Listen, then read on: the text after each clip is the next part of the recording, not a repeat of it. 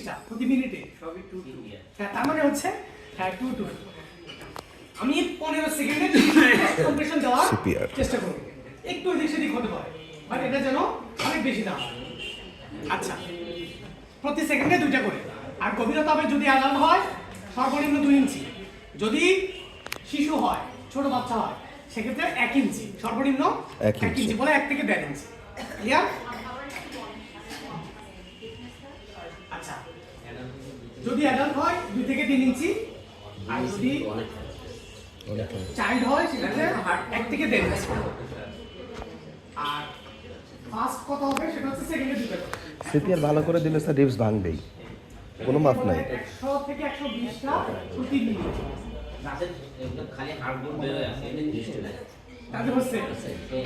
হাড়গোড় ভেঙে একটা কাটা হয়ে যায় হাড়গোড় যদি ভেঙে যায় তারপরও আমরা কন্টিনিউ করব এবং সিপিআর এর ক্ষেত্রে অনেক বেশি সম্ভাবনা হাড় ভেঙে যাবে রিবস ভেঙে যাবে এটা অনেক বড় সম্ভাবনা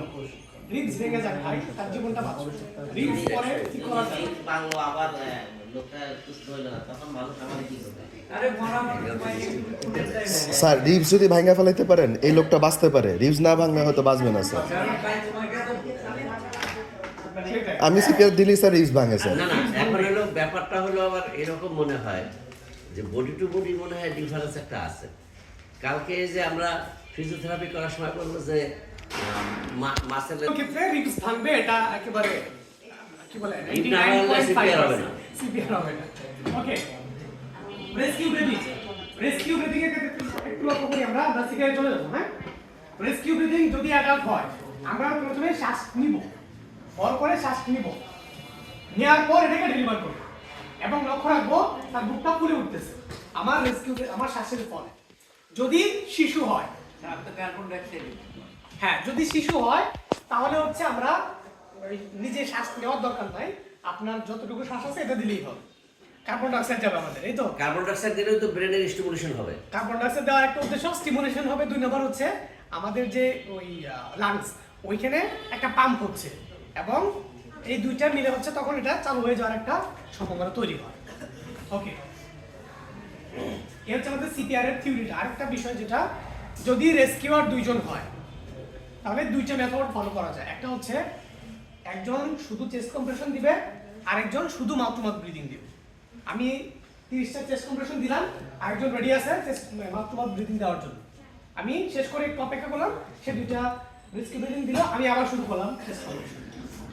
এভাবে অল্টারনেটও করা যেতে পারে 2টা অথবা 15টায় 2টা তো হ্যাঁ ওটাই বলতেছি আমরা এভাবে অল্টারনেটও করতে পারি আমি 5 মিনিট চেস্ট কম্প্রেশন দিলাম আরেকজন মাউথ টু মাউথ ব্রিদিং দিল 5 মিনিট পরে তাকে বললাম আপনি চেস্ট কম্প্রেশন দেন আমি রেস্কিউ ব্রিদিং মানে রেস্টের জন্য হ্যাঁ দুজনের বিশ্রাম হবে আর কি আরেকটা মেথড হচ্ছে যে আমি 15টা চেস্ট কম্প্রেশন দিব 2টা রেস্কিউ ব্রিথ দিব আমি দিয়ে রেস্টে যাব আরেকজন যে আছে সে 15টা চেস্ট কম্প্রেশন 2টা রেস্কিউ ব্রিথ এই মেথডেও ফলো করা যায় বাট প্রথম মেথডটা বেশি এফেক্টিভ বেশি সুযোগ সময় থাকে না হ্যাঁ কিন্তু একজনের নাইনে আরেকজন ব্যাট করে খেলবে আশা করা না যায় তবে তোমার খেলোয়াড় বলতে কিন্তু যাওয়া লাগে না যদি ফেরে তার বলতে খেলোয়াড় লাগে না আচ্ছা তো এটা ইম্পর্টেন্ট হ্যাঁ যে 2 জন রেস্কিউয়ার থাকা কারণ আপনি 5 থেকে 10 মিনিট দিলেন আমরা উদাহরণ দেখলাম কয়েকদিন আগে যে একবারে এক টানা 42 মিনিট 39 মিনিট সিপিআর লাগছে হ্যাঁ সিপিআর লাগছে স্ট্রেচারের উপরে উঠেও ডক্টর দিচ্ছে সিপিআর সো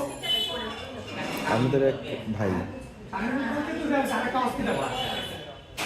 সো বলে কি ইমাম ছিল না ও তো মানে